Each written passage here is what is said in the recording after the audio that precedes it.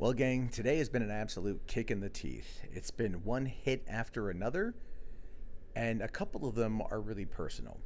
So, for one, let me obviously say, rip Bob Barker. That is something that is just wild to think that he got so close to 100 without actually going over.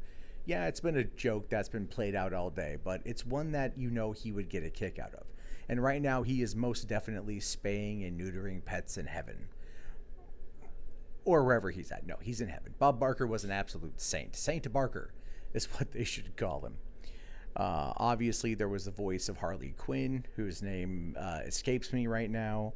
Arlene Smith, I believe her name was. That's also a tragedy. She has absolutely left an indelible mark on pop culture over the years, and 67 is way too young to die. Then, of course, there's the Mikey Sutton situation, which I'll talk to you guys about in a second, because I also found out today that my old drive-in, the one I talk about all the time, the one I spent 10 years working at, the Santee drive-in in Santee, California, is closing on December 31st is the last night it will be open. And that really sucks because I spent so much time working there and spent so many years hanging out there. I know that place like the back of my hand, and it's being sold for greed.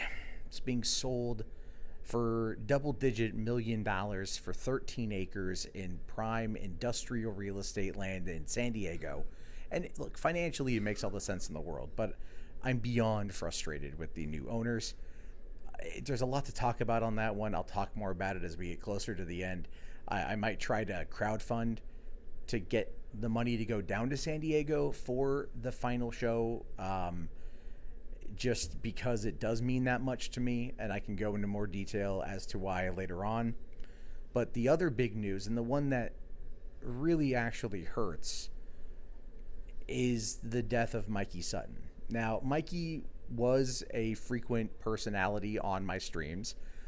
He was known for being a scooper, ran geekositymag.com or geekosity.com. And in the last year and some change, I have been at odds with him. Now, does that mean that I'm happy that he's gone? No, it's the absolute opposite. He suffered a stroke, and after a couple days, it looked like he wasn't coming back. So his family made the hard, difficult choice to end it. And that must have been the hardest thing they've ever done. The hardest thing you can ask of any family member is to do that. And I only want to speak positively of him in this video. We've had our disagreements, but there are things I truly do miss, and that I know a lot of his fans and friends are going to miss as well. When I first met Mikey, it was not too long after the Spider-Man controversy of August 2019. We ended up talking on Facebook almost every single day, up until probably early 2022. So like 2.5 years, I talked to him every single day. You know, he wanted me to work for Geekosity Mag. He had all these ideas of things he wanted to do. And it's unfortunate that there was a rift between us in regards to the Snyderverse. And again, I'm not going to go into full details on that.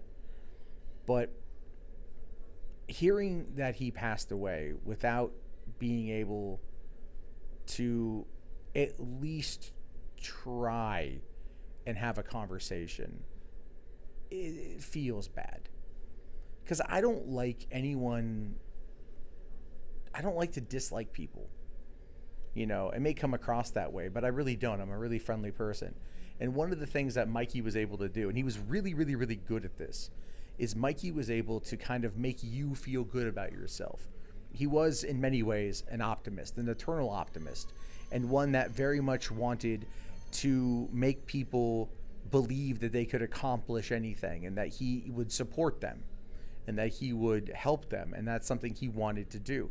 And that kind of enthusiasm is really, really, really infectious. And that was just part of who he was.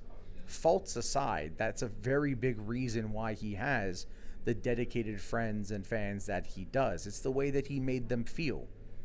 And that, in this day and age, is hard to come by. And that, in this day and age, is also hard to replicate once it's gone.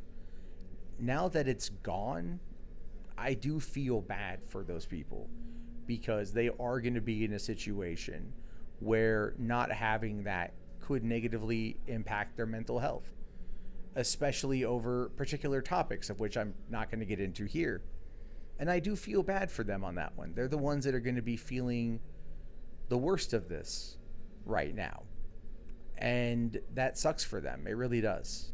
They do have my sympathy, my empathy, thoughts, prayers, whatever you want to say. I'll miss him. I have missed him. I've missed our talks. I've missed geeking out about Star Wars and certain things like that, and theories and everything else. I wish things didn't go the way that they did. You know?